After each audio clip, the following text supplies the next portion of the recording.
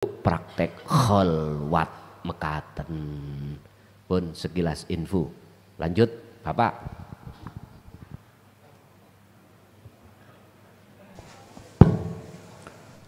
Assalamualaikum warahmatullahi wabarakatuh. Waalaikumsalam warahmatullahi wabarakatuh. Apunten pertanyaan kula di luar materi. Di saat saya secara syariat keadaan saya hancur lebur, di waktu itu saya gunakan untuk berzikir sirrul asar, berzikir sirri.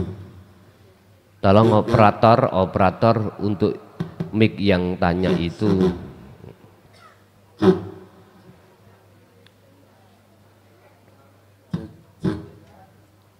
Halo. Saya ulangi. Ketika hidup saya hancur lebur secara syariat, saya gunakan untuk berzikir sirri. Sampai-sampai saya bermimpi bertemu dengan Rasulullah. Beliau dawuh dengan bahasa Jawa, "Yo aku iki Rasulullah utusan Allah." Seketika itu pula hilang semuanya, yang ada hanya nikmat, ayam, tentrem, pokoknya ndak bisa diceritakan. Pertanyaan saya, di manakah itu? Yang kedua, selang beberapa bulan itu ketemu lagi sama Rasulullah. Ketika itu Rasulullah sujud, dan saya lekas-lekas menghampiri Rasulullah ikut sujud. Agak lama sujudnya. Ketika itu Rasulullah belum bangun. Hati saya berkata, "Loh, aku kok sujud ingat Rasulullah." Ketika itu saya bangun. Apa isyaratnya itu? Yang kedua, ada titipan pertanyaan dari teman, juga masalah mimpi. Beliau di AW itu apa? Di AW bapaknya yang sudah meninggal, lalu beliau menghampiri, berjabatan tangan dan mencium pipinya bapaknya. Ketika itu bapaknya mengajak ziarah, tapi ziarahnya itu ke makamnya sendiri. Apa itu isyaratnya? Terima kasih. Assalamualaikum warahmatullahi wabarakatuh. Waalaikumsalam warahmatullahi wabarakatuh. Pertanyaan pertama itu mengandung maksud menunjukkan itulah makom mukasyafah, ya. Makom di mana Allah mempertemukan si salib pada salah satu makhluk gaibnya Allah, dan itu bukan tujuan si salib ketika suluk.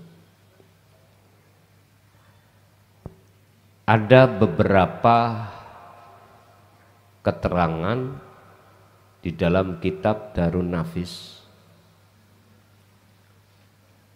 yang menjadi penghalang atau yang membatalkan si salib tidak wusul-wusul itu ketika saat si salib berbangga diri dan diam tidak lanjut ketika ditemukan alam mukasyafah. Sebab itu akan muncul sifat takabur, bisa jadi sifat ujub lebih baik daripada orang, bisa jadi itu akan memunculkan sifat yang dicela oleh Allah, yaitu iktimat atau kasal, apa, rasa bangga dalam hati. Akhirnya ketika saat orang mendengarkan cerita tersebut, orang lain itu memuja Anda. dan Anda bangga diri, itu salah satu penghalang, pembatalan si salik ketika suluk tidak bisa wusul pada Allah. Hati-hati, hati-hati. Sering saya pesan terkait si salik ketika suluk atau uzlah khalwat di waktu-waktu yang khusus, terus Allah tampakkan alam di dalam maqam mukasyafah. Hati-hati, karena seluruh makhluk yang tampil sekalipun Rasulullah, itu siapa yang menggerakkan? Kalau Anda berhenti pada makhluknya, tidak jauh berbeda ketika diri Anda di dalam alam muhadharah ketemu sesama makhluk di dunia kasunyatan ini. Di situ juga ada Allah. Makanya dalam makalah yang kita kaji tadi, pujaan itu mestinya pada Allahnya, bukan pada makhluk. Sifat puja itu tidak pada makhluk, tapi pada urip di dalam dirinya. Inilah maksud mengapa si salik dinasehati seperti itu, supaya ketika suluk tidak terhalang atau batal dengan kondisi yang seperti ini.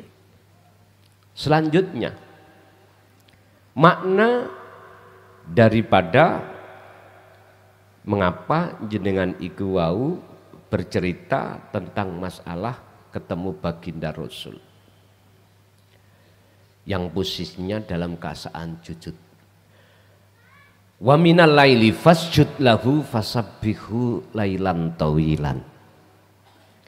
Iku mengandung seruan khusus pada diri jenengan, umumnya pada orang-orang yang sudah bertauhid. Hatinya selalu tunduk. Cara wit pari ojo ndangak tapi ndingkluk. Tapi pari tidak bisa ndingkluk kalau tidak sudah tua. Iki rumus. Hati kita akan selalu muncul sifat basariah, ngaku-ngaku makhluknya isih tetap ada, manakala kita belum dikehendaki Allah, diseret Allah di hakul basirah, belum bisa.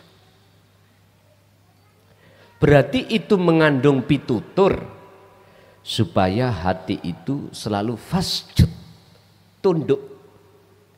Artinya tunduk, janganlah hati ini selalu muncul aku ini makhluk dalam segi aspek apapun. Berat, udahlah nggak apa-apa, itu berat. Nanti kalau sudah terbiasa akan menjadi ringan. Lalu fasabbihu, bertasbihlah kamu, bersucilah kau. Artinya menjawab dari teman jenengan wau yang ikut pesan pertanyaan, fasabbih, bersihkan hatimu dari perkara-perkara yang menyekutukan Allah. Otomatis jalannya Anda tidak lain dan tidak bukan kecuali berzikir sirul asrar. Itu caranya untuk jenengan ini akan mengerti makom dan kedudukan Anda nanti di mana. Jadi kembalilah kau kepada Tuhanmu, dengan bentuk kembalinya Anda akan tahu makom kamu ada di mana. Begitu. Lanjut satu kali lagi.